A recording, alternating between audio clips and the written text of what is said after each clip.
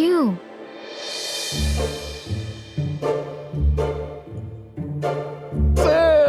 S yes yes S.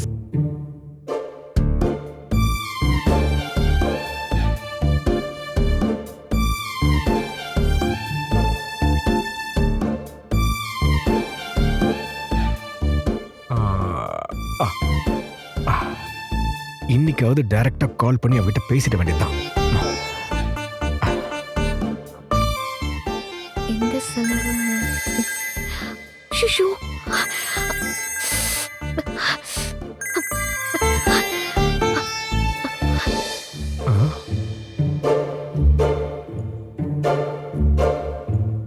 என்ன டக்குன்னு காலை கட் பண்ணிட்டா? ஒரு வேலை என்ன பிடிக்கலையோ? தப்பு பண்ணிட்டேடா அன்ப.